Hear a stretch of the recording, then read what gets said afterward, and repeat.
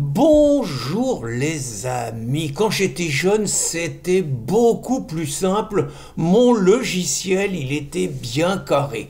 En gros il y avait les fachos qui étaient contre les libertés, qui étaient pour le parti unique, et puis qui mettaient en prison tous ceux qui n'étaient pas d'accord avec le parti unique, c'était la dictature. Et puis il y avait nous, vous voyez, j'ai remis mon foulard rouge, il y a nous, la gauche, qu'on était pour la défense des libertés, et qu'on se battait jusqu'à la mort pour défendre notamment la liberté d'expression, et qu'on était prêt à mourir pour nos idées. Puis il y avait Voltaire aussi, qui disait, enfin c'est une phrase qui a été prêtée, hein, et c'est pas lui qui l'a dite, mais en gros qui disait que je suis pas d'accord avec vos idées, avec ce que vous venez de dire, mais je me battrai pour que vous puissiez le dire. C'était superbe. Et puis bah regardez, là j'y comprends plus rien.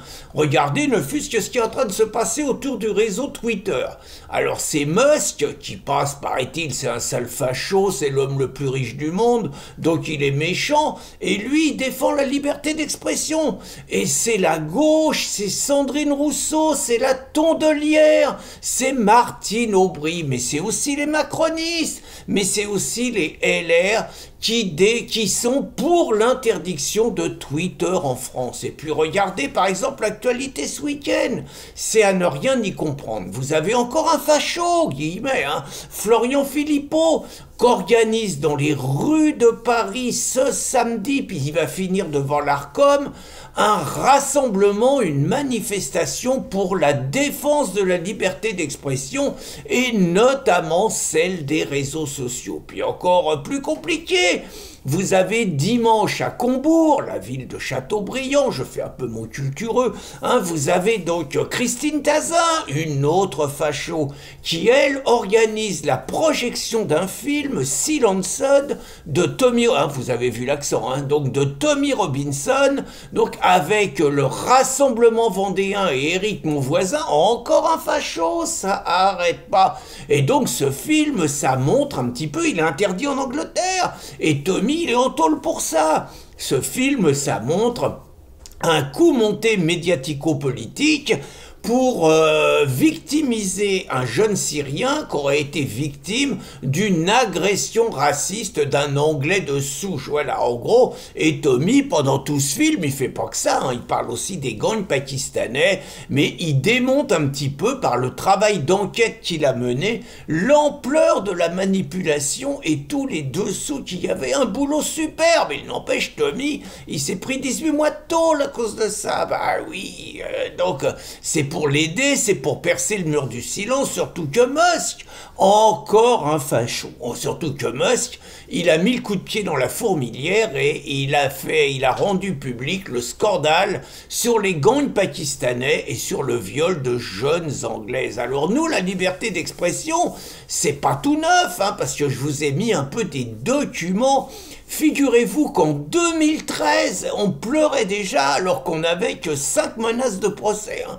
En 2013, on pleurait déjà, nous, riposte laïque, résistance républicaine aussi, bah parce qu'on disait qu'on était menacé de procès, que c'était des intimidations et que la liberté d'expression était en danger. Et on faisait une superbe conférence de presse. Hein. Je vous invite à taper, là, j'ai pas réussi à vous mettre la vidéo telle quelle, mais vous tapez sur le lien que je vous ai mis, vous nous verrez pendant 1 heure. Joli plateau, Christine Tazin, Pierre Cassan qui anime, hein, et puis vous avez Robert Ménard qui n'était pas encore maire de Béziers, mais qui était déjà le fondateur de Boulevard Voltaire. À l'époque, on s'entendait bien, bon, je suis sûr qu'on se reverrait, on se dirait bonjour, hein, même si la Russie et le vaccin, ça a laissé un peu des traces, mais c'est pas, puis Zemmour aussi, hein, quand même, bon, mais c'est pas grave, on se saluerait quand même. Et puis, il y avait Karim Ouchik, alors Ménard, un facho, hein, et puis il y avait Karim Ouchik, alors vous allez me dire, attendez, il s'appelle Karim Ouchik, il peut pas être facho, si, il était musulman, il s'est converti au christianisme, ça déjà c'est suspect, et puis naturellement, il a rejoint Marine Le Pen, il a rejoint Zemmour à un moment, enfin vous voyez le genre, bah, c'est le genre de mec qui défend la liberté d'expression. Et puis en 2015, En mars 2015, ça nous rajeunit pas non plus, on avait fait vraiment un superbe truc, ça s'appelait les Assises pour la liberté d'expression, et là c'est pareil, vous regardez les photos que je vous ai mises, que des fachos, épouvantable, hein. Épouvantable, les gens de TV Liberté, les gens de Synthèse Nationale, Hugues Bouchu, il y avait Nicolas Gardère aussi, tiens, il s'est pas mis sur la photo, Maurice Vidal, un prof de philosophie, Dominique Jamais, un autre fondateur de Boulevard Voltaire, vous regardez tous les gens, de Philippe Millot, fondateur de TV Liberté, vous voyez tous les gens qui sont en photo et qui défendent la liberté d'expression, tous des fachos. Donc si je reviens à mon logiciel du départ, donc je dois en tirer plusieurs conclusions. Je dois en tirer comme première conclusion que les fachos qui défendent la liberté d'expression, bah c'est pas des fachos. Et je dois en tirer une deuxième conclusion, c'est que les gauchos qui disent qu'ils sont contre la liberté d'expression de ceux avec lesquels ils sont pas d'accord, bah c'est pas des gauchos mais c'est des fachos.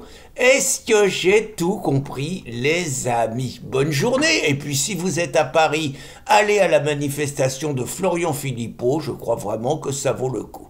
Bonne journée à tous.